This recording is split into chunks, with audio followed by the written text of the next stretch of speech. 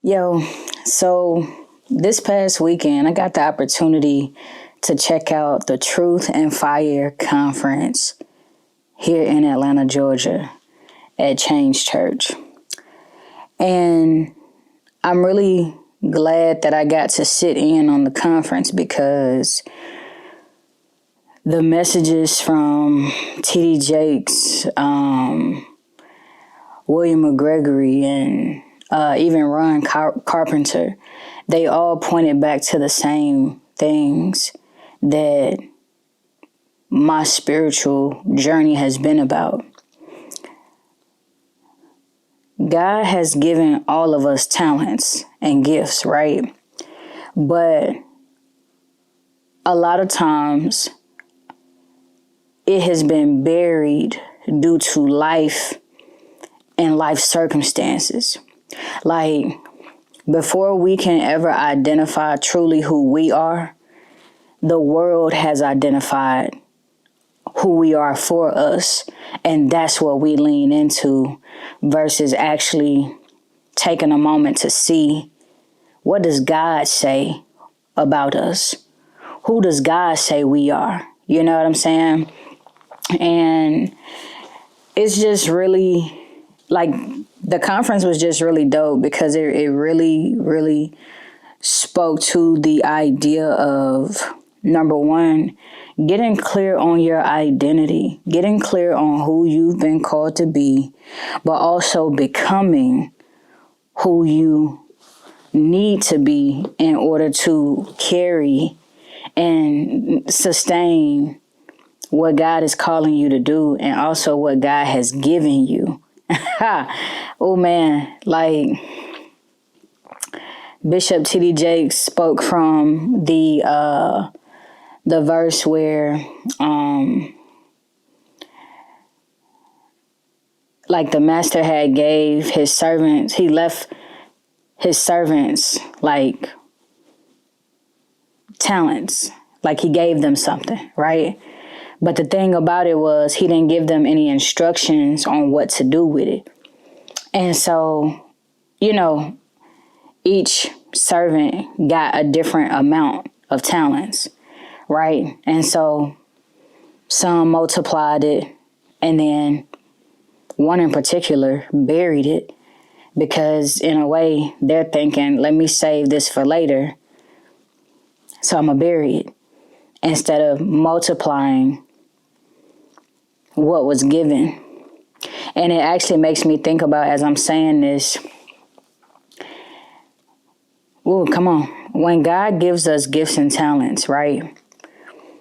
Oftentimes we don't go and multiply it because we actually don't know what to do with it. And so sometimes there's a frustration that gets built up over time where it's like, because I don't know what to do with it, I'm going to just decide not to do nothing at all. And that should be cool. But the thing about deciding to do nothing at all, you start realizing at some point you're waking up feeling some type of way, and you can't really put your finger on what it is. And the truth of the matter is, you've outgrown where you are in life. And that includes relationships, your job, the current version of yourself. Like, you've just outgrown that aspect of your life. But because that's what's familiar, that's what you hold on to.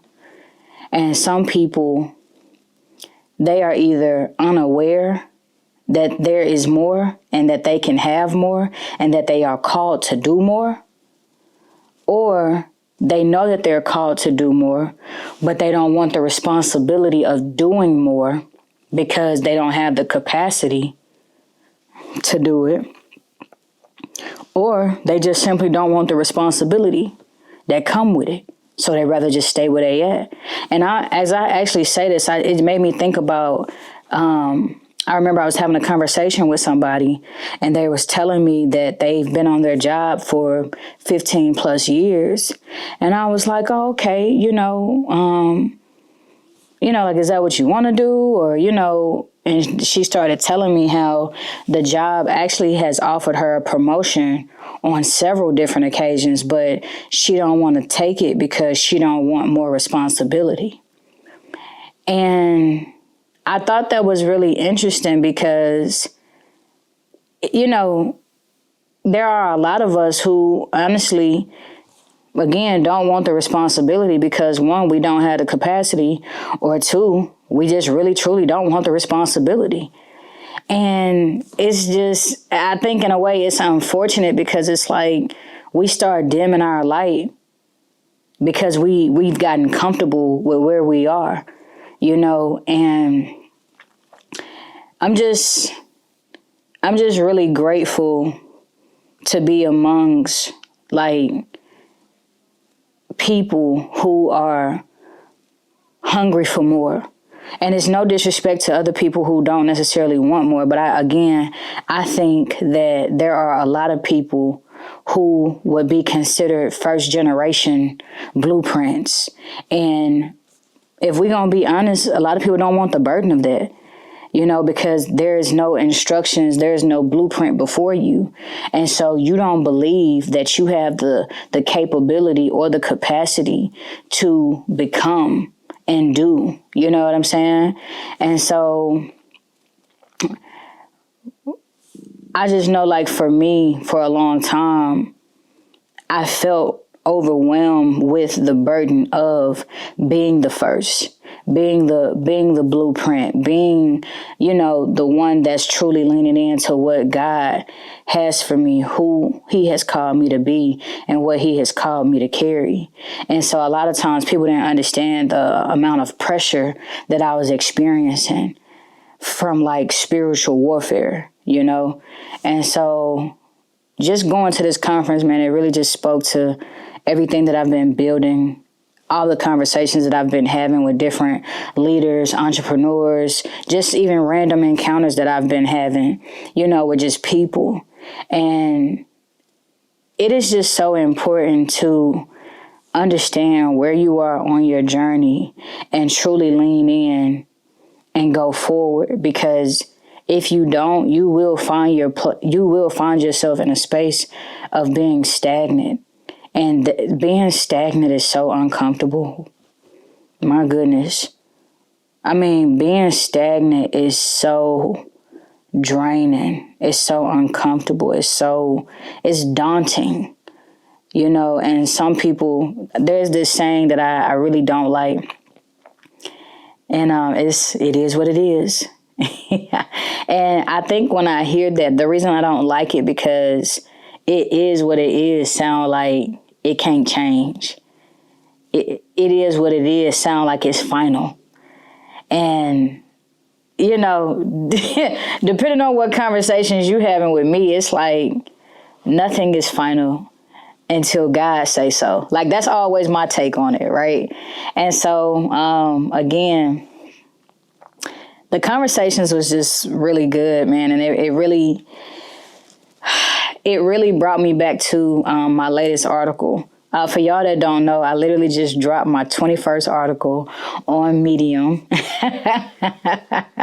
Shout out to God. Shout out to Holy Spirit for, number one, giving me the assignment of being an author and a speaker, but also just being a really dope storyteller.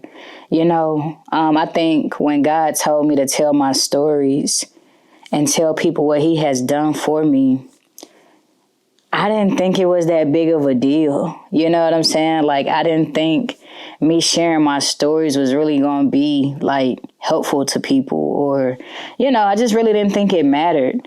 And it just seemed like as I lean, you know, deeper into what I've been called to do, and a lot of it is through storytelling. That's one of the number one like frameworks and systems that I use is storytelling. Like, I would tell a story in a minute and it will help people understand and lean in even more where they are on their journey and in their story, right? And so this conversation around becoming who you have been called to be so you can carry what you've been called to carry. One of the things that I realized on my journey was I thought that because you was called, that meant you was ready. And it's interesting because I can recall David's story in the Bible where Samuel anointed him, and it took him years to actually become the king because he had to be developed. Yep. And even with Jesus, there was a time where Jesus had went missing. It was the time of like Passover, and Mary thought that he was with family members, but come to find out, Jesus was, I believe, in the synagogues or in the churches with some of the leaders and teachers. And, he was pretty much just talking to them and like sharing knowledge and wisdom with them. And they were so impressed, like, yo, this kid, like, so knowledgeable, so this, so that. And so Mary finally figure out where Jesus is, and she pull up and she like, yo, like, why have you been having us look for you for 3 days? You know what I'm saying? And his response is like, woman, like, don't you know I'm about my father's business, like in my father's house type energy, right? And I remember in that moment, we don't hear from Jesus again. Jesus was like 12. We didn't hear from Jesus for 18 years. And I remember having a conversation with a friend of mine, and I was like, dang, I wonder what Jesus was doing during that 18-year gap. And so I did some research, and I started understanding the idea behind the formation gap. And the formation gap is basically that period where you become.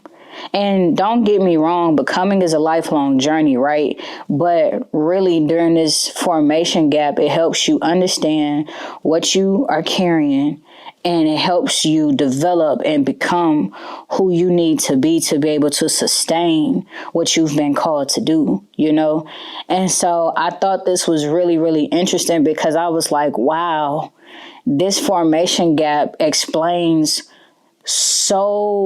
this is the time period so many of us are walking through, but we don't have the language for.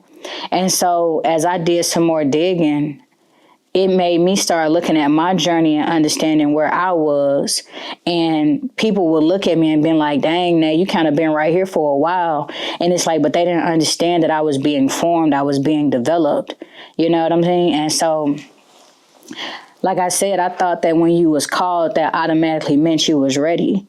And so I actually had a season rather, where I had told God, yeah, like, put me in the game, coach. Like, you know what I want out of life. You know what I'm here to do. Like, I'm leaned in, XYZ. And sure enough, he called me. And y'all, for the first time in my life, I was experiencing overflow. I'm talking about I was experiencing so much overflow. I didn't even know what to do with it. And so I did what I felt like I needed to do, which was escape. I needed to get away. And so I leaned into drinking and eating edibles all the time. Like, it was crazy because it's like I never thought that I was going to need an escape from overflow. Do you understand what I'm saying? Like, most of the time we need an escape from life because times are hard, and I'm feeling uneasy about life, this, that, and the third. But it's like, you want to escape from success? Like, I never thought that I would experience that. And so it was really interesting because God had provided me the opportunity where I was able to create my own job within this $1 billion company. Not only did I create the job, I created the career pathway. I created the different things that I would be doing, and just truly set it up. And they had even said, tell us what salary you want us to give you, and that's what we'll give you. it really sounded like a dream, a fairy tale, right? And so, at first I was like, Lord, what? Are you for real? And so, I created the job, told them the salary, the whole thing. And then it went silent for like 2 or 3 weeks. I heard nothing. And I was like, man, I knew it was too good to be true. Like, man, had me get excited for nothing. And really, literally, they hit me out of nowhere. I got an email like, hey, on board and come meet the Atlanta team. And I'm like, what? Y'all, when I tell y'all I was on cloud 9, like, I still could not believe, even when they had me going there and sign my papers for employment, y'all really just gave me a job that I created. It was so unreal to me. Like, what? I don't know anybody in my family, in my bloodline, that has ever done something like that. Ever. Do you hear me? And so I really didn't know what to do with myself. And so it was like, I didn't have any friends that have experienced this. I didn't have any family that experienced this. Like, there was nobody that I felt like I could go and talk to about what I was experiencing and walking through, because what I just came upon was a dream job. Like, what I was doing is stuff that people dream that they could do. You know what I mean? And so literally, I fumbled, y'all. I'm talking about I fumbled, I stumbled. Like, I was all over the place. Like, I started doing things that weren't in my character in terms of like the forefront. And so what it started doing was exposing or highlighting areas within my character that still needed to be developed. Like, when you reach a certain level of access, right, you need to be able to, your character, people have to be able to trust you. You understand what I'm saying? Your character and your honor is what's going to keep you in those spaces. You know what I'm saying? And so I was just like, my goodness, like, I didn't know that I lacked in so many of these areas. And I thought, again, because I was called, I was ready to go. You know what I'm saying? And so literally that opportunity slipped right out of my hands, along with some other things that I, got that season. And I was just like, it took me 1.5 years to stop grieving that situation, y'all. Yeah, you heard me. 1.5 years. Because I was so hurt. I was so mad at myself. I was so mad at like just people around me, because it was like, I can't even come to y'all and tell y'all what I'm going through. Like, what is the point of having y'all around me if I can't even come to y'all and tell y'all what I'm experiencing? And that's when I started really to look at my circle at the time, where it's like, I can't come to y'all. Y'all can come to me, but I can't come to y'all. Like, nah, like, I need a different type of circle, people that I can actually come to, and we experiencing like close proximity and understanding this what I'm walking through, this what you walking through, and really be there and lean on each other. You know what I mean?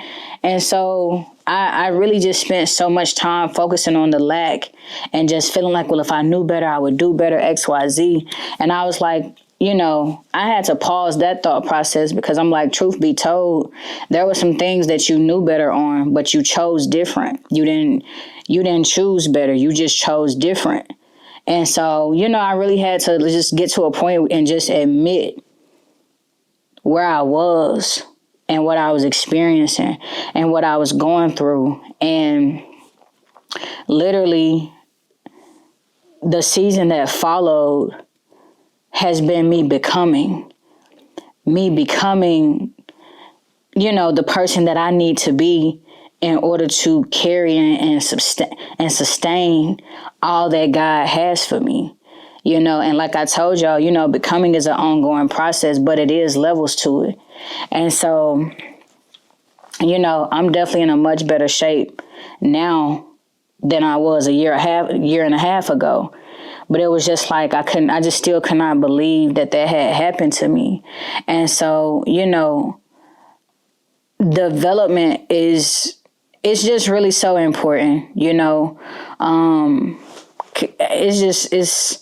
it's so essential. It's more than important. It's essential to the entire like process that you're going through. Like you have to develop and also you have to participate. Like it's not enough just for you to have potential. It's not enough just for you to have desire. Like you really have to put in that inner work. You really got to put in that work to truly leaning into who you are becoming. And that becoming process is really going to pull some things out of you that you probably don't even want people to know that you deal with for real.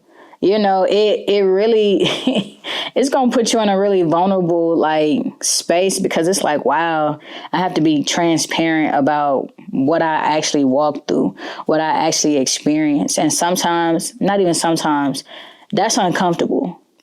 And so, it can be uncomfortable, but at the same time, it's necessary. It is so necessary for your growth. And I'm so clear. Yeah. I'm so clear on what I'm supposed to be doing.